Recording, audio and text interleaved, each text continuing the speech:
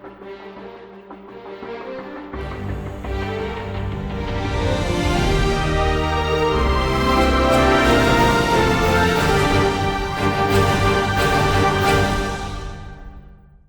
en el día de hoy, lo que queremos hacer, y hasta el final de este curso, es ver algunos de sus atributos. Ver algunos de aquellas características que diferencian a nuestro buen Dios. Y el primer atributo que queremos ver es la soberanía de Dios. Y es por eso que yo he titulado la clase del día de hoy, el Dios soberano. Hermanos, si nosotros queremos honrar a Dios, si nosotros queremos conocer a Dios, deleitarnos en Dios, deleitarnos en la situación en la que nos encontramos, poder encontrar paz, gozo, independientemente del contexto o el lugar donde yo estoy, yo tengo que conocer ese atributo de Dios. Conocer que Él es soberano y conocer que Él hace cuanto quiere y cuanto le place. A.W. Tozer, en su libro El conocimiento del Dios Santo, dice lo siguiente: la soberanía de Dios es el atributo por el cual Él gobierna toda su creación. Para ser soberano debe ser omnisciente, todopoderoso y absolutamente libre. Si hubiera al menos un solo dato de conocimiento desconocido para Dios, por pequeño que fuere, su dominio quedaría quebrantado en ese punto. Para que Él sea Señor sobre toda la creación, es necesario que Él posea todo el conocimiento. Y si a Dios le faltase una cantidad infinitamente pequeña de poder, esa falta terminaría su reino, acabaría con su reinado. Ese único átomo descarriado de poder le pertenecería a otro. Dios sería un gobernante limitado, por lo que no sería el soberano. Además de esto, su soberanía requiere que sea absolutamente libre, lo cual significa sencillamente que debe ser libre para hacer cuanto decida, hacer en cualquier lugar, en cualquier momento, con el fin de llevar adelante sus propósitos eternos en todos sus detalles, sin interferencia. Si fuera menos que libre, sería menos que soberano. En pocas palabras, en este texto largo, que no sé cómo se ve ahí, bueno, se ve un poquito, se ve bien. En ese texto largo, A.W. Tozer dice claramente, nuestro Dios es soberano. Y para Él ser soberano, Él tiene que ser omnisciente. Y para Él ser soberano, Él tiene que ser omnipotente. Para Él ser soberano, Él tiene que ser libre de hacer cuanto le place. Y por eso es que muchos entienden que la soberanía caracteriza todo el ser de Dios. Este viene siendo el atributo de atributos. Porque Él pudiera ser omnisciente y no ser soberano. Pero Él no puede ser soberano sin ser omnisciente. Él pudiera ser todopoderoso y no ser soberano. Pero para Él ser soberano, Él tiene que ser todopoderoso. En pocas palabras, este atributo de su soberanía engloba todos los demás atributos. Y por eso es que su soberanía caracteriza todo su ser. Nuestro Dios es soberano en el ejercicio de su poder. ¿Qué quiere decir eso? Que Él ejerce su poder como quiera y cuando quiera. Él no está limitado ni a momentos ni a espacios. Él hace y despliega su voluntad y su poder cuando a Él le place. Y un ejemplo de eso lo podemos ver con el pueblo de Israel y con el momento cuando Él destruyó a Faraón y el Mar Rojo. Dios de manera soberana eligió ejercer su soberanía y ejercer su poder soberano destruyendo a Faraón. Pero a ese mismo pueblo que Dios libró de Faraón, posteriormente no lo libró de las guerras contra las tribus de Amalec. Y Él permitió que ese pueblo de Amalec siguiera batallando por generación sobre generación, generación contra generación, batallando contra el pueblo de Israel. Pero ¿qué hizo con Faraón? Ejerció su poder, su soberano poder, cuando le plujo de manera soberana. Dios mostró su poder también ¿con quién? Con David. Él derramó su soberano poder con David para que David matara a Goliat. Dios le plació ejercer su poder con Daniel tapando las bocas de los leones. Dios le plació ejercer su soberano poder con Sadrach, Mesach y Abednego, y permitiendo que aún ellos estando en el horno de fuego, ni uno de sus cabellos así se quemaran. Pero si nosotros vamos a Hebreos 11, nos encontramos que hubieron otros hombres, hubieron otras situaciones donde Dios de manera soberana les permitió pasar situaciones. Nos encontramos en Hebreos 11 que algunos fueron aserrados, otros perdieron la cabeza, otros murieron de manera precipitada, por así decirlo, a nuestra forma de ver. Pero Dios de manera soberana eligió mostrar su poder en un caso y librar a unos, y en otro caso, de manera soberana, eligió limitar el ejercicio de su poder y permitir que otros murieran. Nuestro Dios también es soberano en la delegación de sus dones. Nosotros vemos en Efesios 4:11 que Él dice que Él dio a algunos ser apóstoles, a otros profetas, a otros evangelistas, a otros pastores y a otros ser maestros. Dios de manera soberana dio al pueblo de Dios, a su pueblo, diversos dones. Y lo dio según su buena voluntad. Lo dio según como Él quiso. A algunos Él le dio los dones para ser pastor, para ser maestro. A otros le dio los dones de misericordia. A otros le dio el don de administración. A otros le dio el don de liderazgo. ¿Y por qué Él hizo esto con uno y esto con el otro? Porque así lo quiso. Porque Él es soberano en el ejercicio de cómo Él da los dones y cómo despliega sus dones y su voluntad. También Él es soberano en el ejercicio de su misericordia. ¿Qué quiere decir eso? Que Él, a quien Él quiere mostrar misericordia, le muestra misericordia, pero a quien decide no mostrar misericordia, no lo hace. ¿Y por qué Él hace eso? Porque Él es Dios y porque Él es soberano. Y eso nosotros lo encontramos, que Él hace esto incluso con los suyos en determinado momento.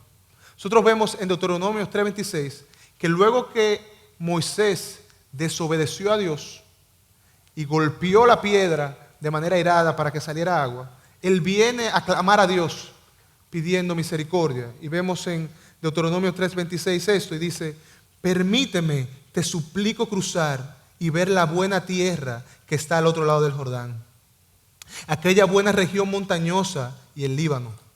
Pero el Señor se enojó conmigo a causa de vosotros y no me escuchó. Y el Señor me dijo: basta, no me hables más de esto. Dios de manera soberana decidió no extender misericordia a Moisés para que Moisés cruzara a la tierra prometida. Pero sí extendió misericordia a un hombre como Ezequías, y lo vemos en 2 de Reyes 20:1-6. En aquellos días Ezequías cayó enfermo de muerte, y vino a él el profeta Isaías, hijo de Amós, y le dijo: así dice el Señor, pon tu casa en orden, porque morirás y no vivirás. Entonces él volvió su rostro hacia la pared y oró al Señor diciendo: te ruego, oh Señor, que te acuerdes ahora de cómo yo he andado delante de ti en verdad y con corazón íntegro, y he hecho lo bueno ante tus ojos. Y Ezequías lloró amargamente. Y antes que Isaías hubiera salido del patio central, vino a él la palabra del Señor diciendo: vuelve y dile a Ezequías, príncipe de mi pueblo, así dice el Señor, Dios de tu padre David: he escuchado tu oración y he visto tus lágrimas. Entonces te sanaré. Al tercer día subirás a la casa del Señor y añadiré 15 años a tu vida, y te libraré a ti y a esta ciudad de la mano del rey de Asiria, y defenderé esta ciudad por amor a mí mismo y por amor a mi siervo David. ¿Cuál fue la diferencia de uno y de otro? Que en un caso Dios, de manera soberana, como el soberano del cielo que es, decidió mostrar misericordia a Ezequías y no mostrar misericordia a Moisés. Dios también es soberano en el ejercicio de su amor. Y cuando nosotros leemos esto, vemos esto como una verdad dura. Decimos: wow. Y no es verdad, Joan, que Dios ama a todo el mundo. Que Dios es un Dios de amor. que Él ama a toda su creación. Y la respuesta a eso es no. Dios no ama a toda su creación. Dios es soberano en el ejercicio de su amor. Y nosotros vemos en Romanos 11:13 esto, dice Romanos 11:13, y nos da esta respuesta.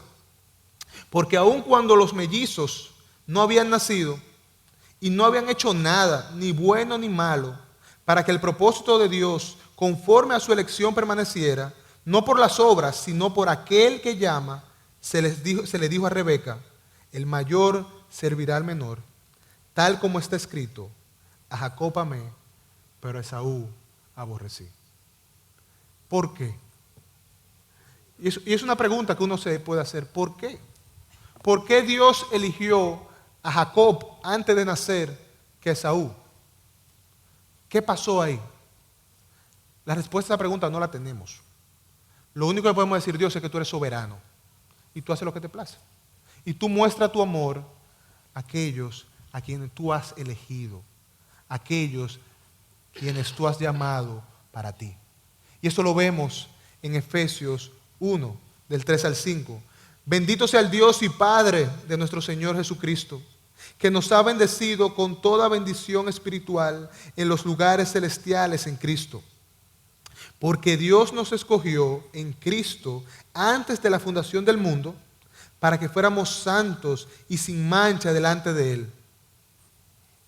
En amor, Él decidió de manera soberana ejercer su amor sobre nosotros y decir, en amor nos predestinó para adopción como hijos, para sí, mediante Jesucristo, conforme a la buena intención de su voluntad. ¿Por qué Dios me eligió como hijo? Yo no lo sé. ¿Por qué Dios me salvó a mí y no a otro? Yo no sé. Yo lo que puedo decir es, Señor, gracias por haber derramado tu soberana voluntad y tu soberano amor hacia mi persona sin yo merecerlo. Hermanos, la diferencia de nosotros y el mundo que está allá afuera que se pierde es que Dios de manera soberana ha elegido derramar su gracia y su amor sobre nosotros.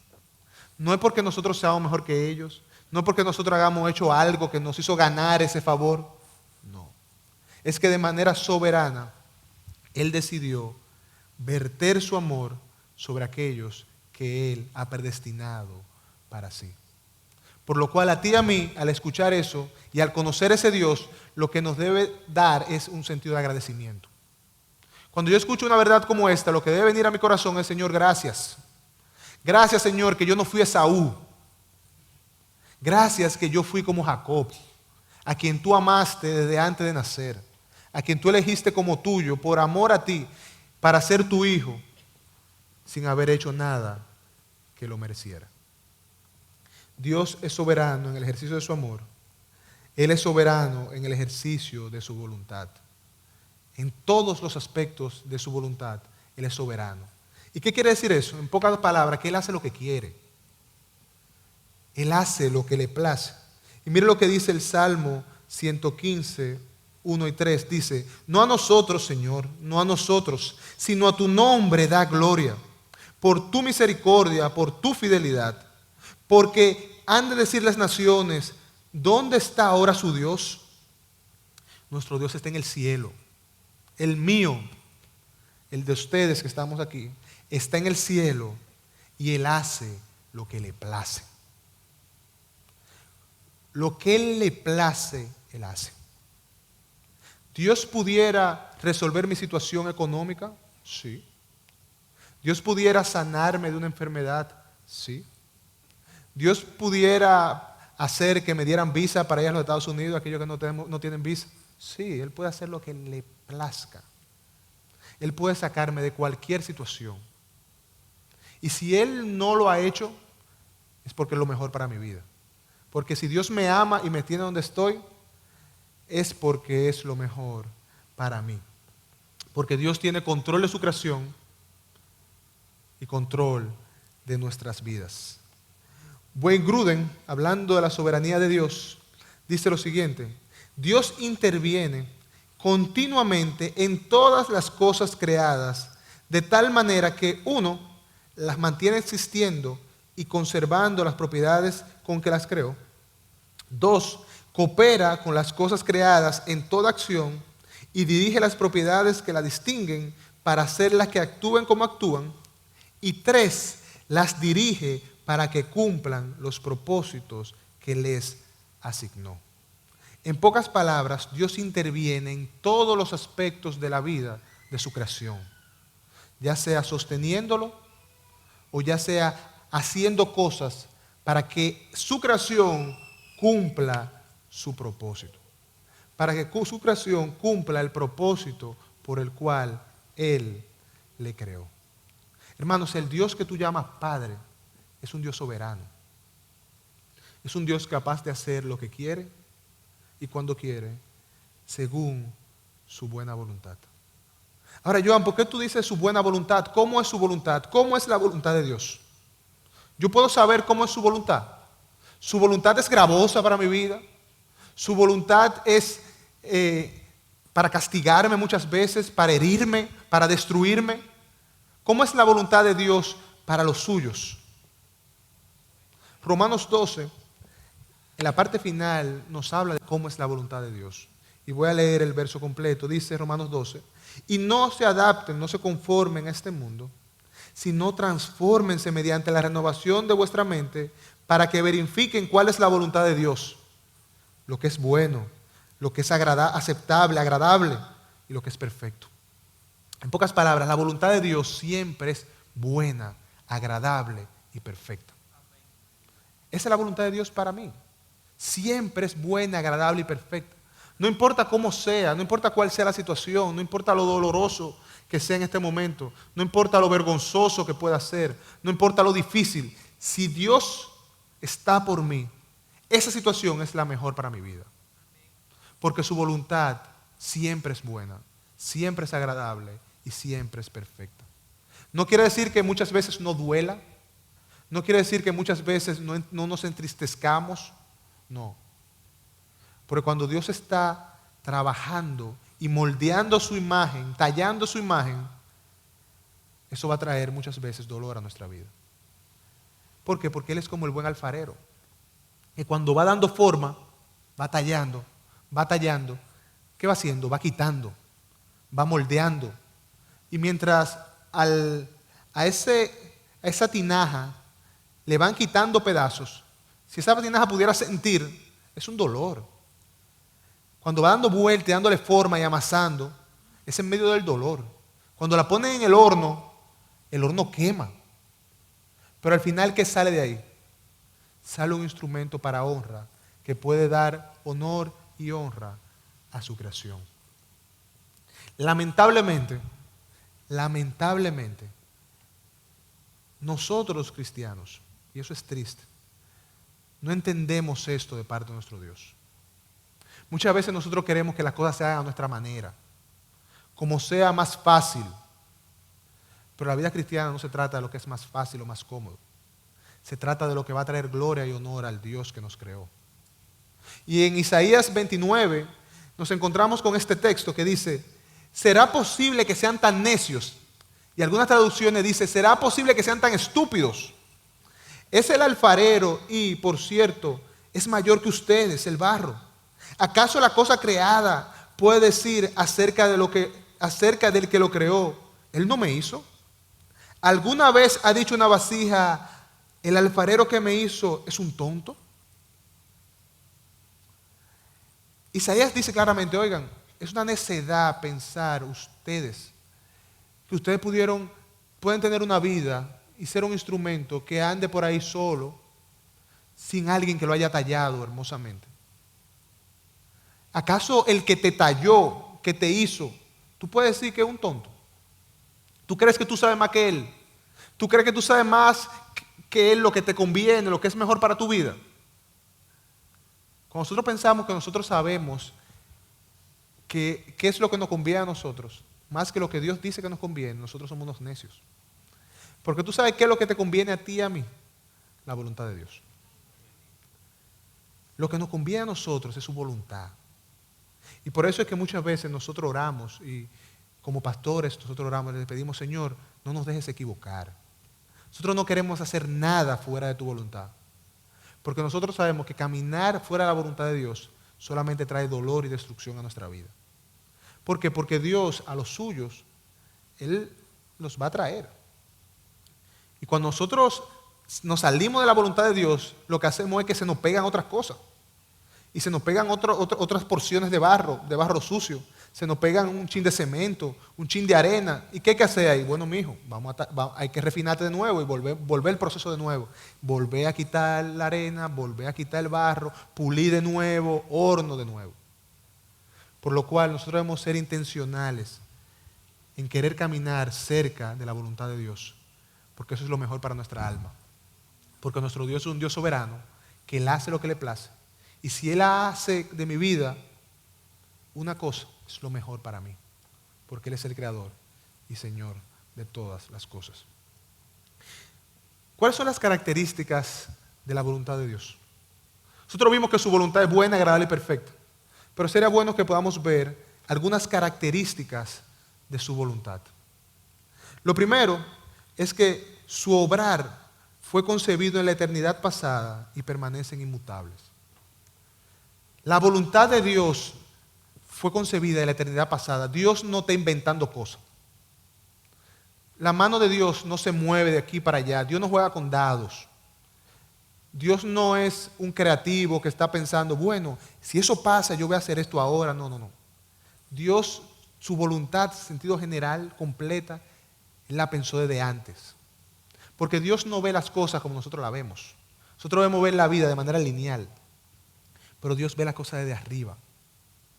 Por lo cual, Dios es fuera de tiempo y su voluntad no está limitada por el tiempo, sino que fue concebida desde la eternidad pasada y permanece inmutable. Miren cómo dice Isaías 46, 9:1. Recuerden las cosas pasadas, aquellas de antaño. Yo soy Dios y no hay otro, y no hay ningún otro. Yo soy Dios y no hay nadie igual a mí. Yo anuncio el fin desde el principio, desde los tiempos antiguos. Lo que está por venir. Yo digo, mi propósito se cumplirá y haré todo lo que deseo. Del oriente llamé el ave de rapiña, de tierra distante al hombre que cumplirá mi propósito.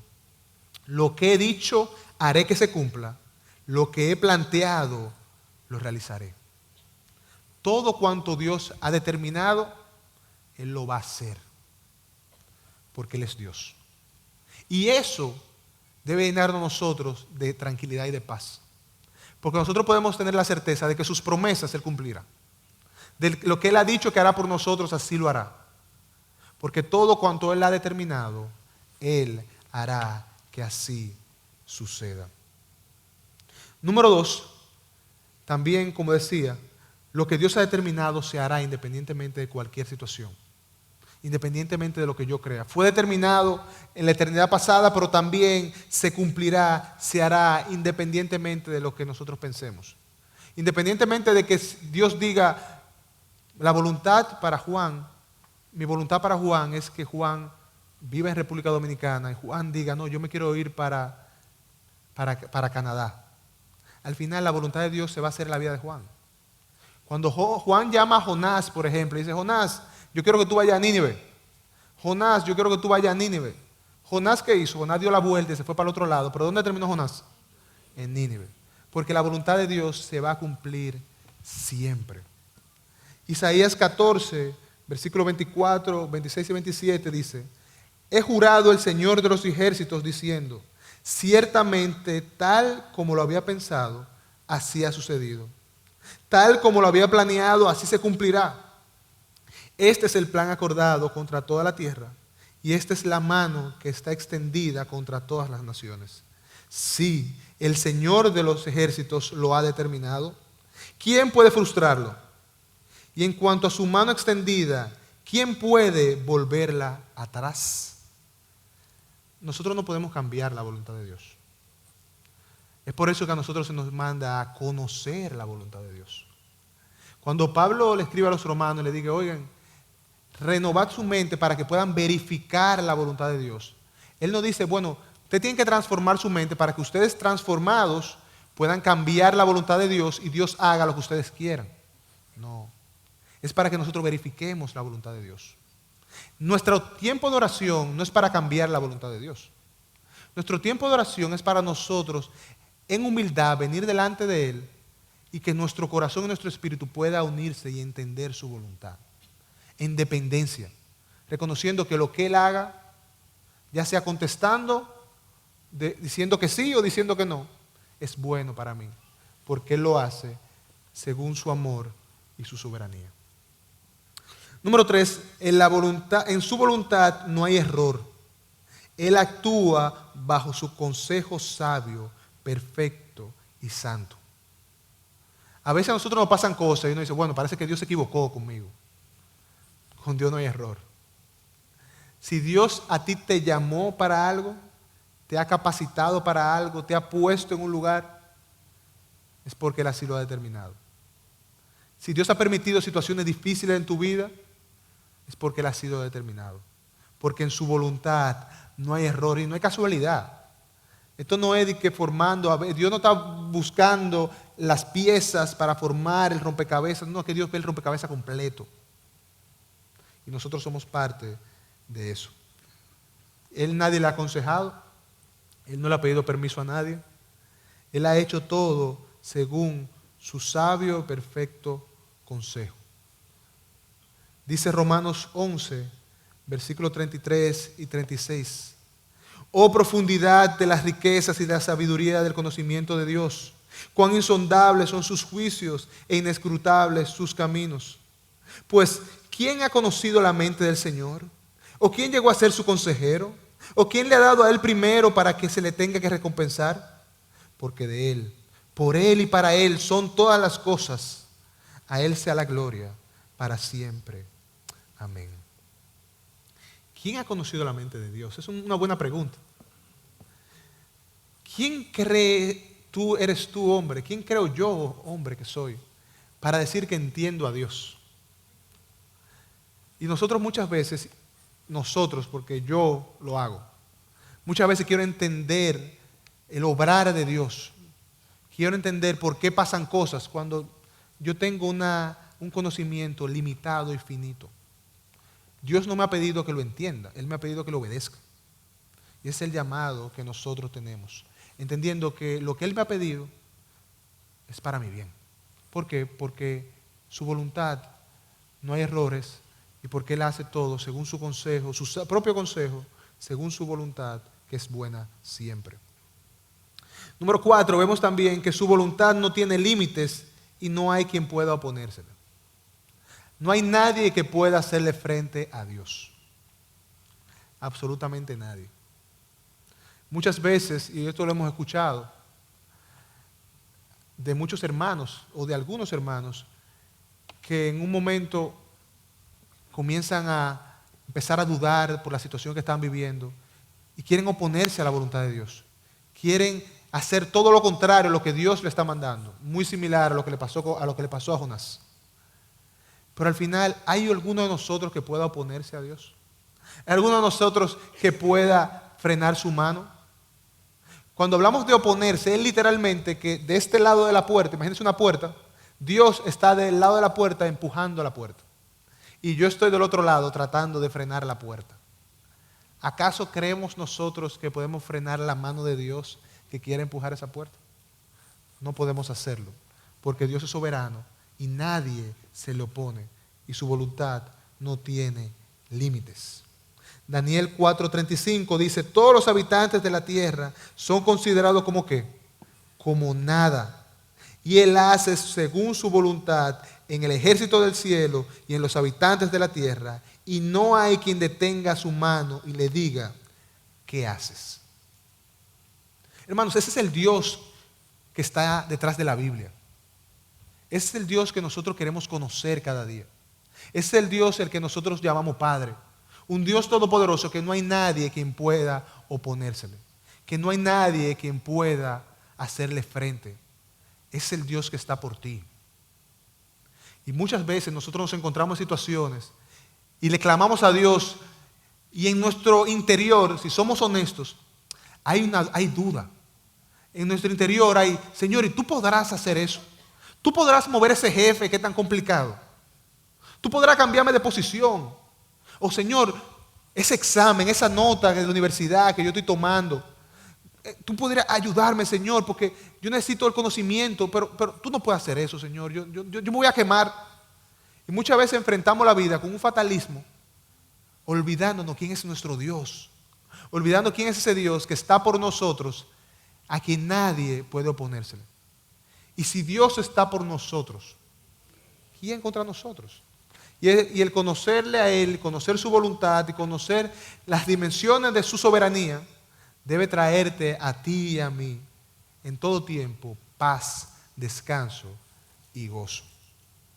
Número 5, todo cuando Dios ha determinado, lo ha hecho para su gloria. Y eso es vital que tú lo entiendas. Al final, en el ejercicio de su soberanía, en el ejercicio de su creación, en tu vida y en la mía, todo cuanto Dios ha hecho, lo ha hecho con un propósito: el ser exaltado y el ser glorificado.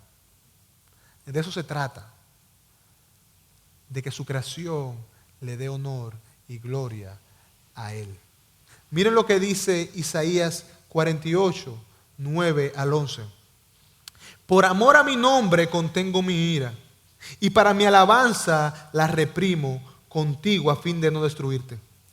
He aquí, te he purificado, pero no como a la plata. Te he probado en el crisol de la aflicción. Por amor mío lo haré. ¿Por qué? ¿Cómo podría ser profanado mi nombre?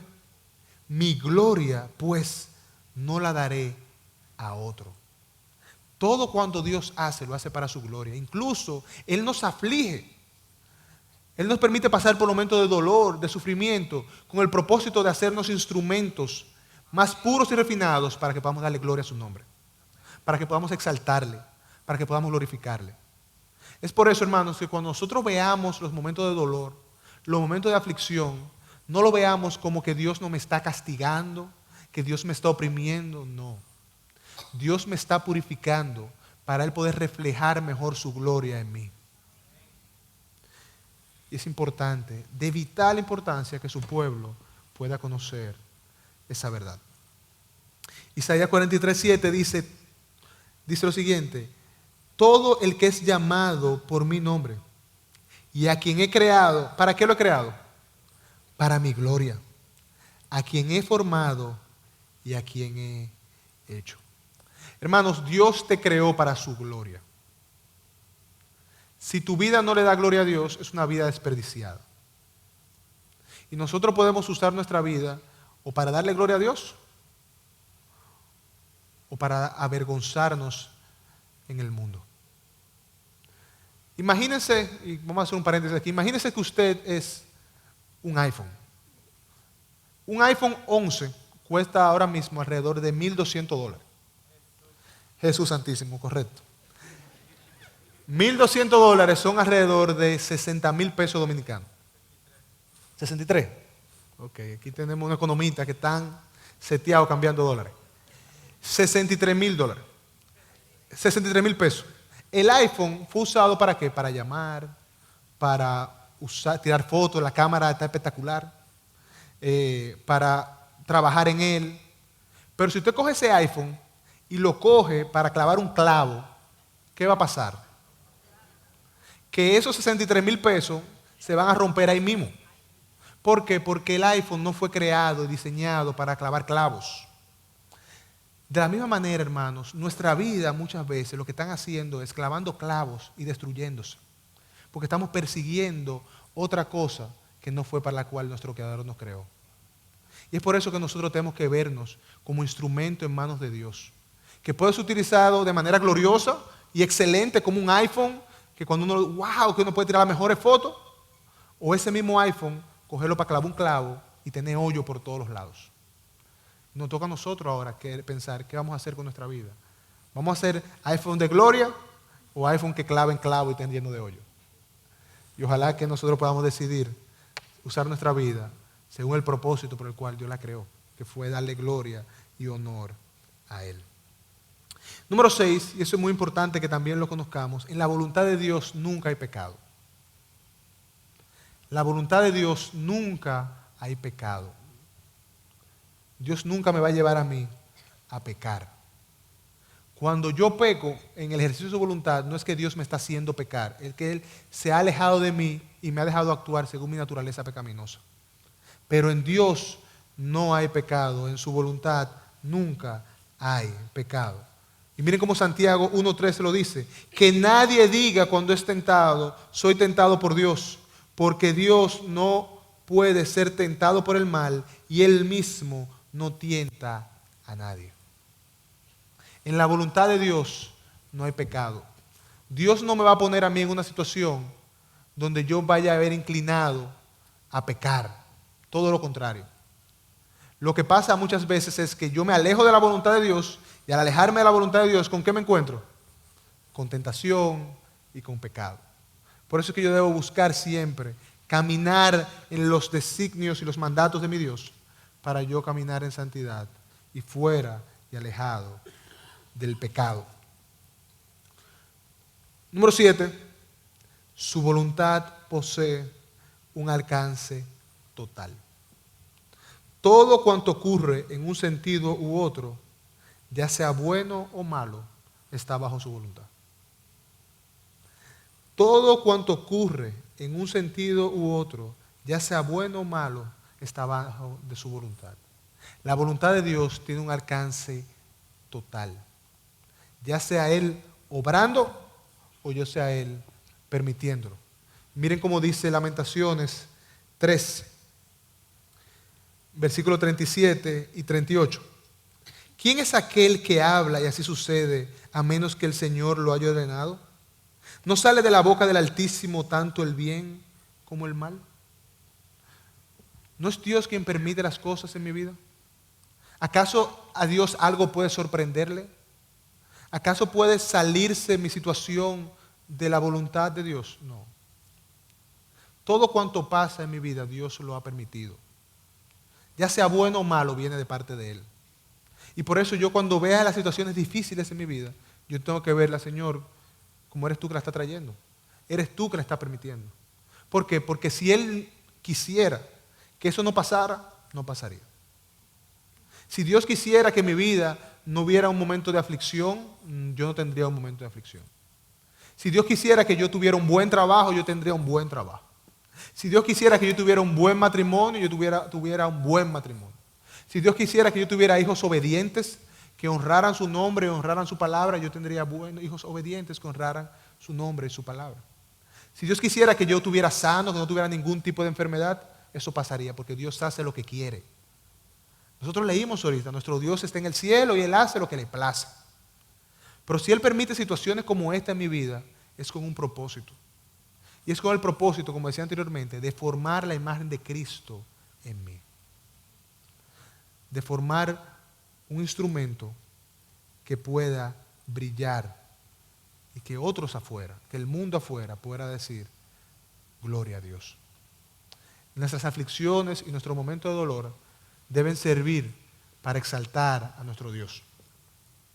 Porque Él es soberano y Él sabe y controla todas las cosas.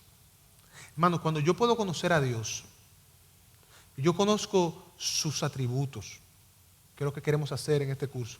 Yo conozco su amor.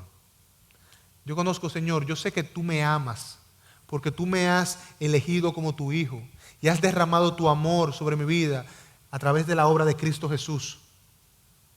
Señor, yo sé que tú me amas. ¿Alguno de los que estaba aquí duda del amor de Dios? Dios nos ama y la cruz es la mejor evidencia de su amor. Pero a la vez Dios es soberano. Él hace lo que le place. Y cuando yo puedo en mi corazón poder conciliar esas dos verdades, su amor que llevó a que Él se encarnara y se clavara en una cruz para librarme del infierno y permitirme no solamente ser ahora un hombre perdonado, sino ser su hijo, pero también esa soberanía que le da a Él la facultad de hacer cuanto quiera. Cuando yo puedo conciliar esas dos cosas, ¿qué yo encuentro en el medio? yo encuentro paz. Yo encuentro paz. Conocer el amor de Dios más su soberanía es igual a paz. Conocer el amor de Dios más su soberanía va a traer paz a mi vida. Va a traer paz a mi alma. Y eso es algo que nosotros queremos. Nosotros anhelamos eso. ¿Tú no anhelas paz? ¿Tú no anhelas sentir ese sentido de satisfacción, de saber que Dios está en control de todas las cosas? Que no importa si mañana tú vas a poder pagar la cuenta, Dios está en control. Y yo no sé si tú has podido experimentar eso, esa sensación de que Dios, tú estás en control, yo estoy en paz. Pero eso es lo que el alma anhela, poder sentir esa sensación de paz, sabiendo que nuestro Dios es el soberano de todas las cosas y que Él está por nosotros. ¿Por qué? Porque Él es el Dios soberano. John Piper, hablando de esto, dice: el mal y el sufrimiento en este mundo son más grandes de lo que cualquiera pueda comprender. Pero el mal y el sufrimiento no son supremos. Dios lo es. Satanás, el gran amante del mal y el sufrimiento, no es soberano. Dios lo es. El mal en este mundo es grande, lo sabemos. La aflicción en este mundo es grande, lo sabemos. Pero el Dios a que nosotros servimos es un Dios soberano. Y un Dios que hace cuanto quiere. Y eso debemos entenderlo. Entonces nosotros hemos podido ver algunas de las características de su voluntad. Ahora yo quisiera que pudiéramos ver la soberanía de Dios en acción. Cómo la soberanía de Dios se ve en acción en nuestra vida. Y en la esfera física, en la esfera nacional y política y en la esfera espiritual. En la esfera física podemos decir que Dios ha creado todo cuanto existe. Dios creó los cielos y la tierra, y eso lo vemos en Génesis 1. Dios creó los animales, Dios creó al hombre, lo vemos en Génesis 2. Dios crea incluso la nieve y la lluvia que caen. Dios es quien ha determinado hasta dónde llegan los mares y las fronteras en la tierra, e incluso la duración de la vida del hombre. En la esfera física nosotros podemos ver la soberanía de Dios como cuando Él creó los cielos y la tierra, cuando Él creó los animales, cuando Él creó al hombre, cuando Él determinó que era lluvia que iba a caer del cielo, que era nieve que iba a caer en algunos lugares. Nosotros a veces nos preguntamos por qué aquí no cae un chin de eso, porque el calor que hace aquí, los límites de las fronteras e incluso la duración de la vida del hombre fue determinada por Dios. Esas cosas Dios las determinó. Joan, pero hasta la nieve que cae, sí, hasta la nieve. Míralo ahí qué bonito. Mira qué lindo. Y eso es más chulo cuando cae nieve. Sí, el otro día es terrible. Eso es el frío, no se quiere morir, pero bueno. Pero aquí no cae nieve, pero Dios ha determinado eso. ¿Y por cómo sabemos eso, Joan? ¿Cómo tú sabes que Dios hasta de la nieve, de la lluvia, se encargó de determinar que así fuera? Porque la palabra lo dice. Job 37, versículos 6 y 13 dice: porque a la nieve, dice, cae sobre la tierra, y al aguacero y a la lluvia, sed fuertes. Él sella la mano de todo hombre, para que todos conozcan su obra. La fiera entra en su guarida y permanece en su madriguera. Del sur viene el torbellino y del norte el frío. Del soplo de la tierra se forma el hielo y se congela la extensión del agua. También Él carga de humedad la densa nube y esparce la nube con su relámpago. Aquella gira y da vueltas por su sabe dirección, para hacer todo lo que Él ordena sobre la faz de toda la tierra, y sea por su corrección, o por el mundo suyo, o por su misericordia, Él hace que suceda. La nieve, la lluvia, los tornados, todo eso pasa, ¿por qué? Porque Dios así lo ha determinado. Porque Dios así lo ha dicho. Pero incluso, como decía ahorita, los días del hombre, Dios lo tiene contados. Él lo ha determinado. Dice Job 14:5, ya que sus días, hablando del hombre, están determinados, el número de sus meses te es conocido, y has fijado sus límites para que no pueda pasarlos. Hermanos, los días que tú vas a vivir Dios lo tiene determinado. El día que nosotros vayamos a pasar a su presencia, ya Él lo conoce. Muchas veces, y esto es un chiste, así que muchas veces uno dice, bueno, a veces yo no me quiero meter en un avión, porque si es al de adelante que le toca, el que está delante de mí, que ese es su día, me fui yo también. Pero la verdad es que si yo tengo un avión y le toca al de adelante, también ese era mi día también para mí. Porque mis días están contados. Y la verdad es que nosotros nos afanamos mucho por eso. Por el tema de la salud, el tema de estar bien, del bienestar, de yo quiero estar bien, yo quiero estar sano. Yo conozco gente que van al médico y se hacen un hemograma y el colesterol le sale en 201 y ya se quieren morir. ¿Entiendes? Ya se ponen en gimnasio, se ponen en dieta, duran un mes comiendo lechuga. Eso está bien. Yo no digo que está mal, y no me malentiendan. Yo creo que nuestro cuerpo es templo del Espíritu Santo, nosotros estamos llamados a cuidarnos. Pero al final, nosotros no lo hacemos porque vayamos a alargar nuestra vida. Nosotros lo hacemos porque queremos ser buenos mayordomos de lo que Dios nos ha dado. Pero al final nuestros días están determinados. Dios ya sí lo ha dicho. Y eso en un sentido debe traer paz a mi alma. Debe traer descanso. Señor, yo soy tuyo. El día que yo cierre mis ojos, ese fue el día que tú determinaste. Y por más que yo me afane, yo no puedo cambiar eso. Y bien dicen los evangelios, ¿qué hombre por más que se afane puede añadir un codo a su vida? No puede hacerlo, porque Dios ya sí lo ha determinado. En la esfera social y política también vemos la soberanía de Dios en acción. Dios es soberano e interviene en los asuntos sociales, políticos y nacionales del hombre. La Escritura enseña, dice Ensaya, enseña que Dios tiene control y decreta en todos los asuntos del hombre. Dios es quien prospera y destruye las naciones.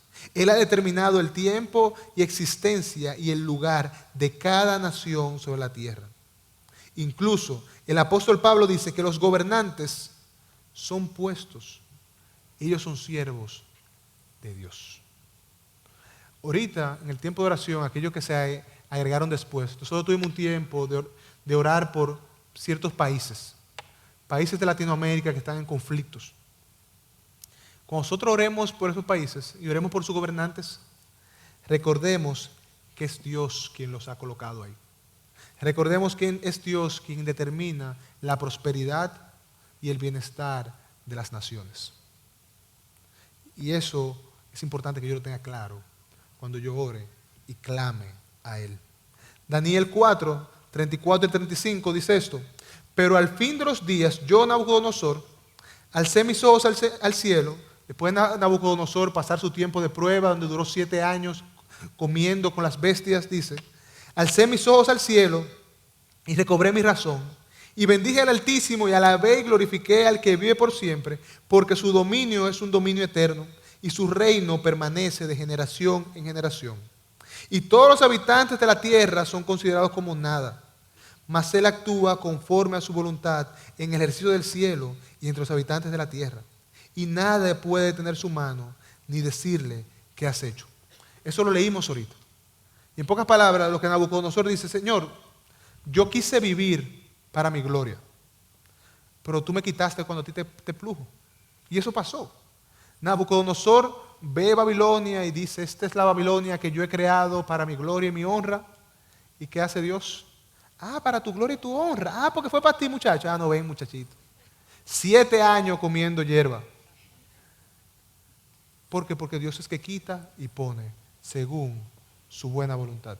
Y como yo decía ahorita, el apóstol Pablo en Romanos 13:11 dice: sométase toda persona a las autoridades que gobiernan, porque no hay autoridad sino de Dios, y las que existen por Dios son constituidas. Hermanos, si en mayo 2020 nos va a gobernar la sangre nueva o el león, o el partido del PRM o otro partido, al final nosotros tenemos que entender que es Dios quien está colocando esa nación, ya sea para bendecirnos o para juzgarnos, pero es Dios quien pone sus gobernantes. Por lo cual, si nosotros queremos un gobernante que honre al Señor, ¿sabes lo que tú y yo tenemos que hacer? Clamar a Dios. Si queremos tener un gobernante que le tema, clamemos a Dios. Si queremos una mejor nación, clamemos a Dios. Porque Él es quien pone reyes y quita reyes. Y sus gobernantes terminan siendo sus siervos para bendecir o para juzgar. Número 3, nosotros vemos la soberanía de Dios en acción también en la esfera moral y espiritual. Dios le permite al hombre actuar perversamente en el ejercicio de su voluntad corrupta. Sin embargo, Dios nunca es el autor del pecado. A veces Dios permite el pecado y deja al hombre para que lleve a cabo los designios de su corazón. Dios no hace pecar al hombre, pero aun cuando el hombre pecare, todo sigue estando bajo su completa soberanía y por tanto Dios determina los límites de las acciones pecaminosas y usa esas acciones para su gloria. En el aspecto moral y espiritual, Dios ha creado al hombre con la capacidad de pecar. Es más, nosotros nacemos con una naturaleza pecadora, caída, que tiende a lo malo siempre. Nosotros podemos dejar de pecar no porque nosotros hagamos algo sobrenatural, sino porque Dios en su gracia nos permite conocerle y nos cambia, nos permite nacer de nuevo para poder ser no hijos de ira, sino hijos de bendición. Pero Él permite que nosotros pequemos. Pero al final, su plan soberano es tan glorioso que aún en medio de esa permisividad, por así decirlo, Él usa eso para su gloria. Él usa eso para el bien. Y un ejemplo de eso lo encontramos en la misma escritura. Cuando nosotros vamos al libro del Génesis, en los últimos versos, nosotros encontramos la historia de José. Dios permitió que los hermanos de José vendieran a José con un propósito. José es vendido por sus hermanos. Para tú vender a tu hermano, en ese corazón debe haber mucho pecado. Y Dios lo permitió. ¿Con qué propósito? Con el propósito de que José, posteriormente a eso, llegara a ser el segundo al mando de Egipto y salvar a su pueblo. Dios permite cosas en nuestra vida. Incluso nos deja a nuestra naturaleza, a nuestras libertades pecaminosas, que nosotros pequemos, para al final Él usar eso para su gloria y su honra. El pastor Sujel Michelén, hablando de esto, dice: la palabra permitir no alude al sentido de dejarle libertad de acción a las criaturas para que actúen fuera del control de su control soberano, como si Dios fuera un espectador pasivo de las acciones malvadas de los hombres.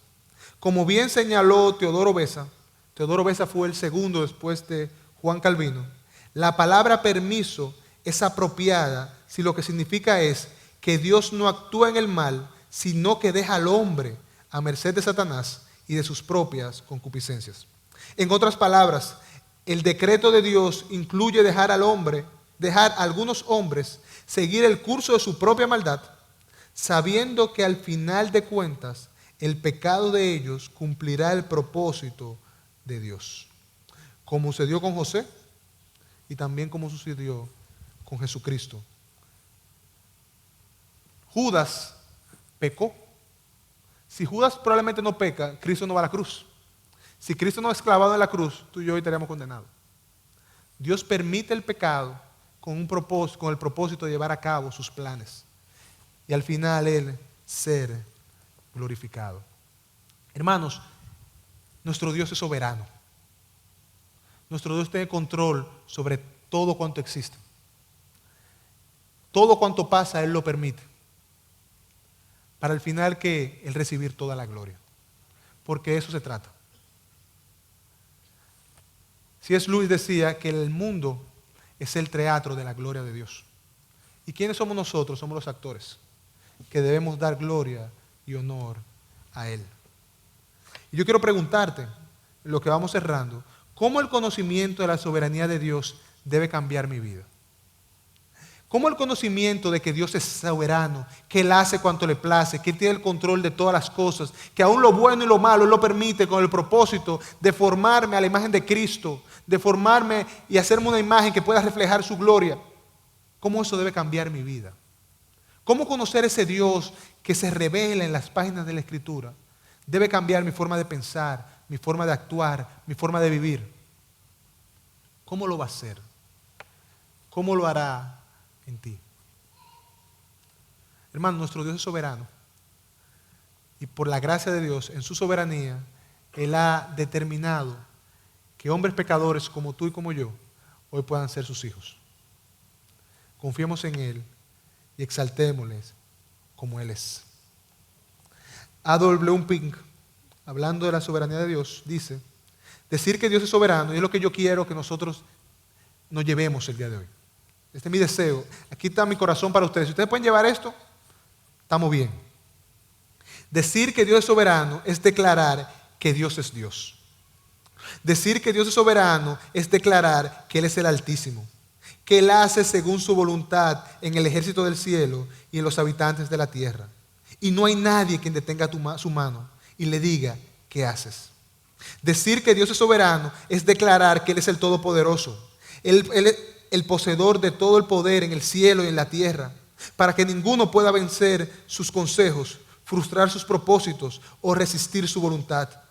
Decir que Dios es soberano es declarar que Él es el gobernante de las naciones, que establece reinos, derroca imperios y determina el curso de las dinastías que más le agradan. Decir que Dios es soberano es declarar que Él es Él, el único soberano, el Rey de reyes y el Señor de señores. Y por eso a Él sea la gloria. Y es lo que nosotros queremos, hermano. No solamente decir que Él es soberano, creer que Él es soberano. Y que al final nosotros podamos, en nuestro corazón, en nuestra vida, decir diariamente estas palabras de Primera de Crónicas 29:11, y con eso cierro. Tuya es, oh Señor, la magnificencia y el poder, la gloria, la victoria y el honor, porque todas las cosas que están en el cielo y en la tierra son tuyos. Tuyo, oh Jehová, es el reino, y tú eres el excelso sobre todos. Hermanos, que al terminar este día, al terminar este curso, nosotros vamos a salir de aquí recitando este texto. No solamente de palabras, sino de corazón. Que podamos decir, Señor, tuya es la majestad, tuya es la gloria, tuyo es el honor, porque tú eres excelso, tú eres el dueño, el Señor, el Rey sobre todos los cielos, sobre toda la tierra y sobre mi vida. Que el Señor nos permita conocerle más y vivir según ese conocimiento. Amén.